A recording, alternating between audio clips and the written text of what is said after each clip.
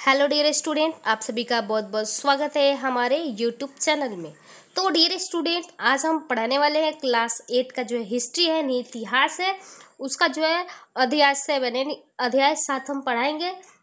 British शासन है शिक्षा। तो इसका जो है हम केवल प्रश्न अभ्यास बताएंगे।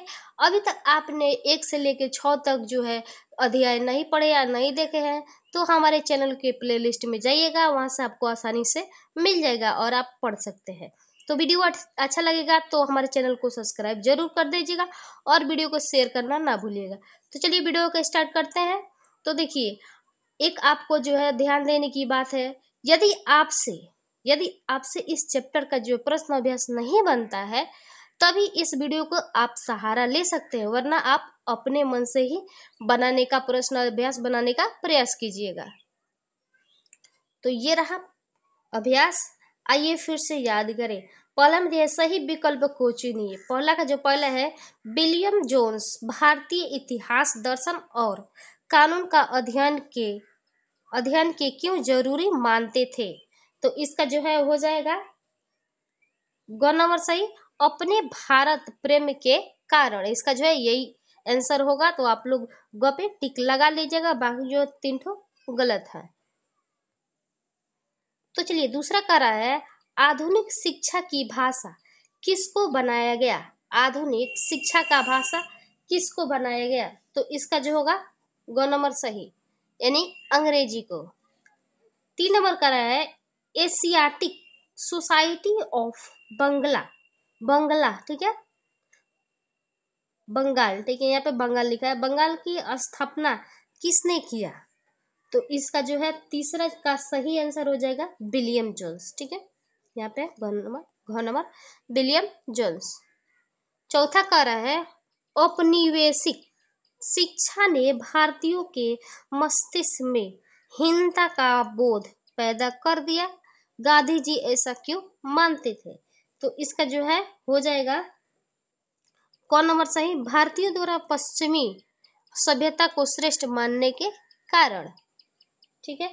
तो यही होगा। अब हम आगे बढ़ते हैं।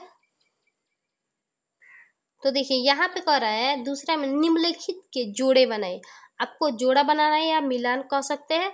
तो यहाँ पे देखिए कौन नंबर का रहा है, विलियम जोन्स। विलियम जोन्स का हो जाएगा, यहाँ पे आप लोग मिलान कर लीजिएगा, प्राचीन परिवेश में शिक्षा, ठीक है। ख नंबर है रविंद्रनाथ टैगोर। रविंद्रनाथ टैगोर का हो जाएगा, देखिए यहाँ पे थोड़ा सा मिस्टेक हो गया। रविंद्रनाथ टैगोर का जो है यहाँ पे होगा, ठीक है, प्राकृतिक परिवेश। और ये जो पहला का हो जाएगा, यहाँ पर कर देते हैं, पहला का हो जाएगा दूसरा, यानी कि प्राचीन संस्कृतियों का सम्मान, यही होगा। गनमर कर रहा है टॉमस मैकाले। इसका जो है हो जाएगा अंग्रेजी शिक्षा का प्रोत्साहन, यहाँ पे हो जाएगा। उसके बाद से महात्मा गांधी, इसका जो हो जाएगा महात्मा गांधी का अंग्रेजी शिक्षा के विरुद्ध, अंग्रेजी शिक्षा के विरुद्ध पाठशालाएं, यानी यहाँ पे हो जाएगा, ठीक है। अब आगे बढ़ते हैं। आगे क्या कर रहा है, आगे कर रहा है, पहला है भारत के विषय में विलियम जोन्स के विचार कैसे थे। विलियम जोन्स के विचार कैसे थे, संक्षेप में बताएं। आपको संक्षेप में इसका जो है उत्तर देना है। यदि आपको आता है तो आप लिख सकते हैं, वरना इस वीडियो को सहारा ले सकते हैं। तो चलिए इसका जो है देख लेते हैं। तीसरा, यानी कि हम तीसरा दे दिए हैं, विलियम जोन्स भारत के प्रति आदर और सम्मान का भाव अपने मन में रखते थे। वे मानते थे कि प्राचीन काल में भारत का वैभव शिखर पर था।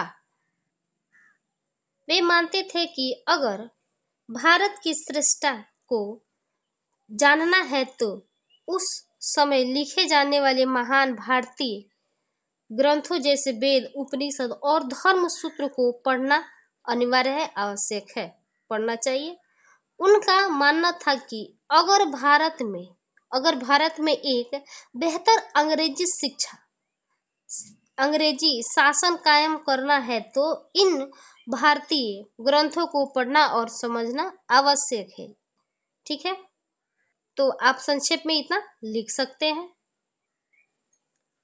दूसरा कह रहा है टॉमस मैकाले भारत में किस प्रकार की शिक्षा शुरू करना चाहते थे, इस संबंध में उनके क्या विचार थे। तो इसका जो हो जाएगा दूसरा का इस प्रकार इसका उत्तर है, ऐसे आप लोग लिख लीजिएगा। टॉमस मैकाले भारत में अंग्रेजी शिक्षा शुरू करना चाहते थे। उनका मानना था कि भारतीय शास्त्र अवैज्ञानिक और गलत सूचनाओं से भरे पड़े हैं, इसीलिए पुरातन भारतीय शिक्षा को व्यवहारिक जीवन की शिक्षा देनी चाहिए। उन्हें यह बताना आवश्यक है कि इंग्लैंड एवं अन्य यूरोपीय देश की प्रकार वैज्ञानिक एवं तकनीकी सफलता प्राप्त कर सके। तकनीकी शिक्षा का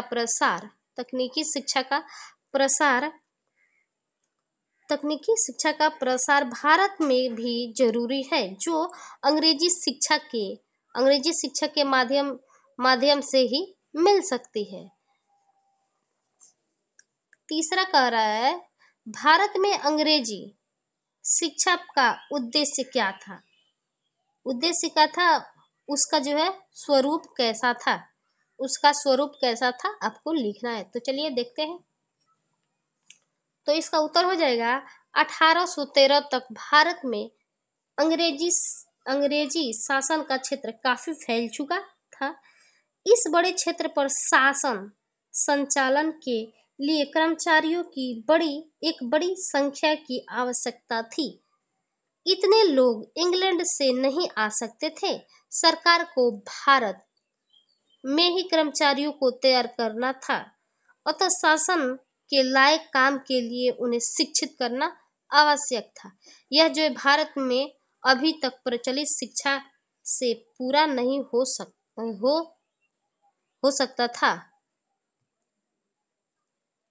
चौथा नंबर है शिक्षा के विषय में महात्मा गांधी एवं रविंद्रनाथ टैगोर के विचार को बताइए।